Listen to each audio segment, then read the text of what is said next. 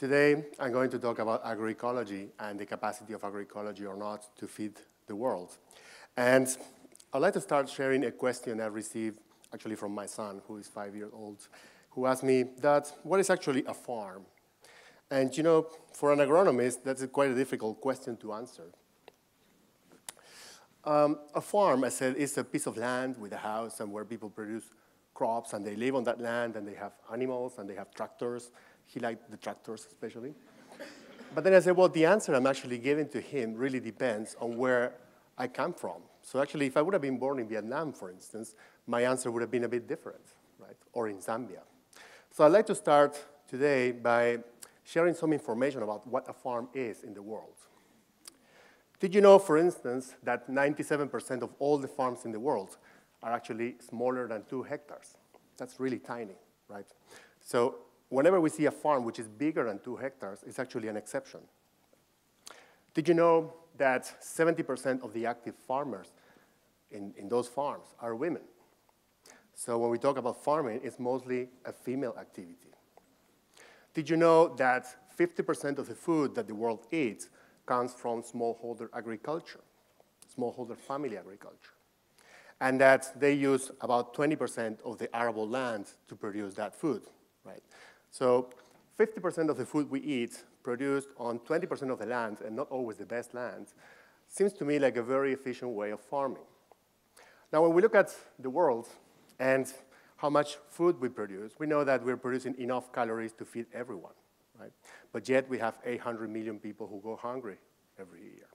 So the problem is that if a farmer produces a lot of maize, for instance, in Illinois or in Kentucky or in the most productive areas of the world, that maize is unlikely to reach poor families, for instance, in rural Malawi, who are the ones who are hungry and who are also the ones who are farming. So because in between that farm in Illinois and the poor family in southern Malawi, there is a lot of demands in the market. So if we let the market allocate that maize, it will go preferably to other industries, to food industries, to bioenergy industries, et cetera, before it reaches people. So when we talk about food security, we should not talk only about availability. We have enough.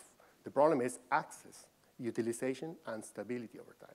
And most importantly, we are not only concerned about calories, because we don't eat just calories. We eat a diversity of nutrients in our diets. So, and we had a nice presentation this morning about that. So indeed, we need to think about nutritional diversity. Now, let's look now at the global scale. How much are we producing of different food items then? The blue line there represents 100% requirement for a balanced diet. This is what we need to eat. So for instance, if we look at whole grains, we're actually producing 50% more than what we need. If we look at vegetables, we're producing below our needs. We need to increase vegetable production and consumption. If we look at nuts and seeds and fruits, we are producing much below than what we need. So we need to increase the area of production of fruits and nuts and seeds, right?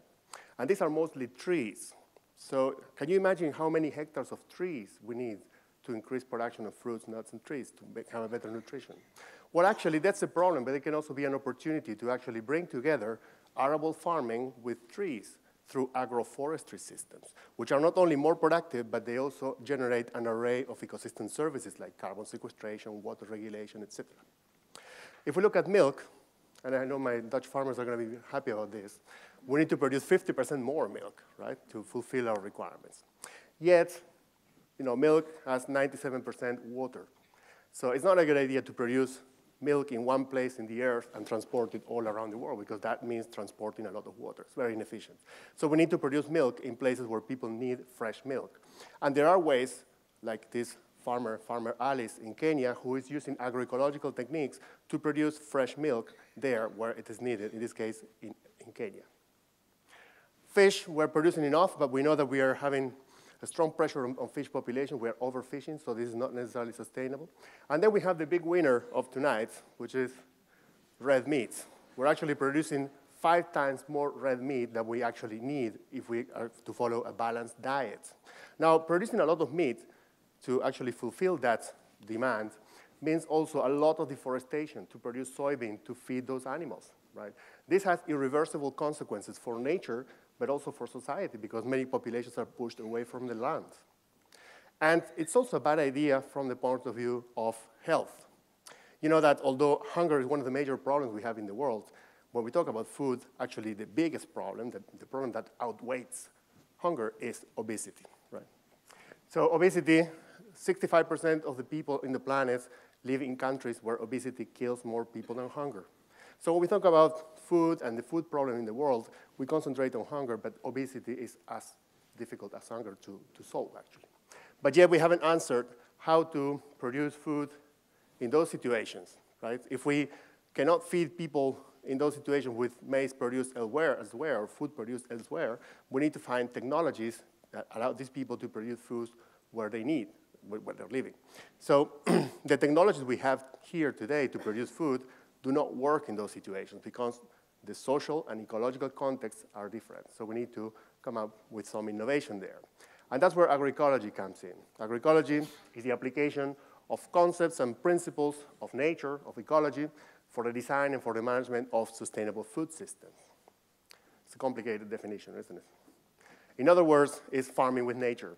It's replicating the principles that we see observed in natural ecosystems, like diversity, efficiency, regulation, synergies, etc., in our farming systems. There is a cousin of the agroecology movement, actually in another sector, in the industrial design sector, which is called the cradle-to-cradle movement. And these are two parallel movements, but they have something in common. They both advocate that waste is food. Because in nature, there is no waste. Every time there is something wasted, there is another organism that is making use of it. So waste is a human invention, right? Now, how do we go about designing systems with these principles of nature, with these principles of agroecology? Well, let's imagine we have a landscape like this dominated by rice production. And as you know, this is a rice monoculture.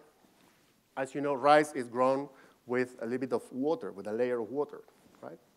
So how about if we put some fish in that water and some ducks and some azolla plants, which are floating plants that can fix nitrogen from the air.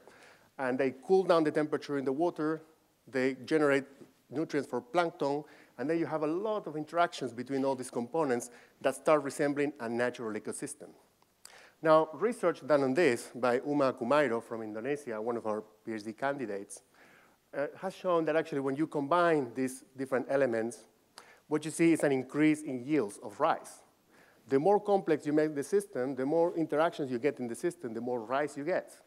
But at the same time, you also diversify the diet, diversify the income sources. And because you cannot use any agrochemicals there, because if you put pesticides, you will kill the fish or something like that, then these are systems that are less harmful for the environment.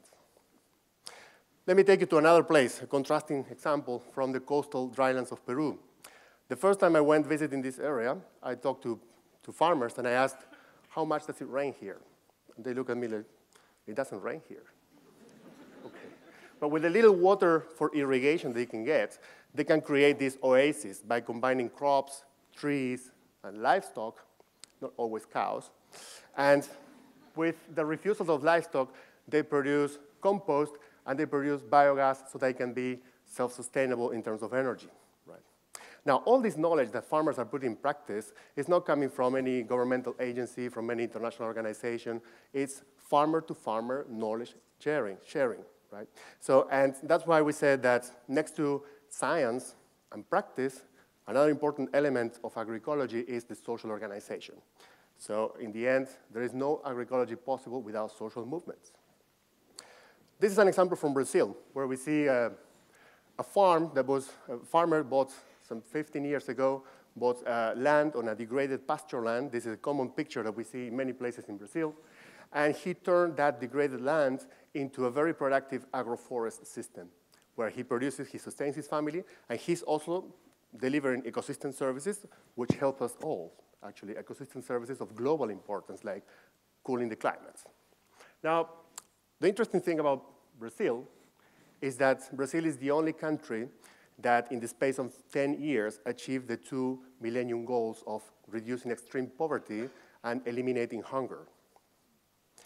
And they did that through a program which is called the Fome Zero, or Zero Hunger program, which is a program with 60 different policies there. And nowhere there you will find anything related to increased yields or anything like that. It was about policies, and they deployed those policies in different parts of the country according to the perceived problems that they saw in that heterogeneous and large country.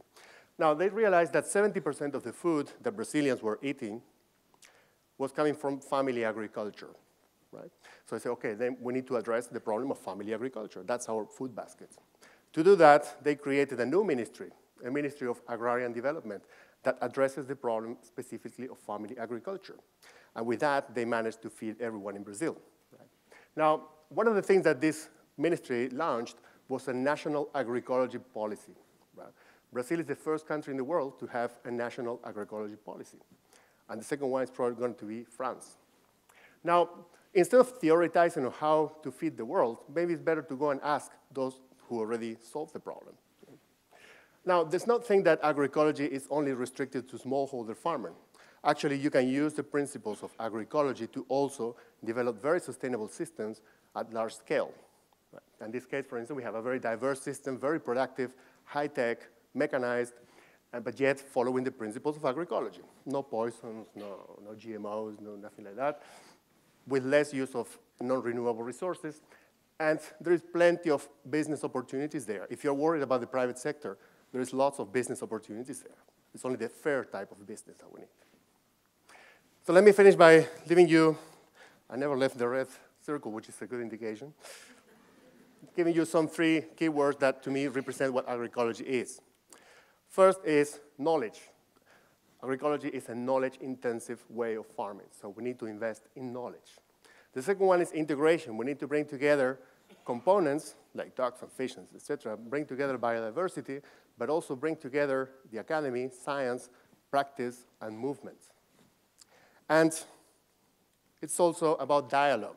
It's a dialogue of wisdoms between scientific wisdom, scientific knowledge, and farmer knowledge, because they are the real innovators in this field. And you know, when we talk about knowledge, knowledge is the only thing that grows when you share it. Thank you very much.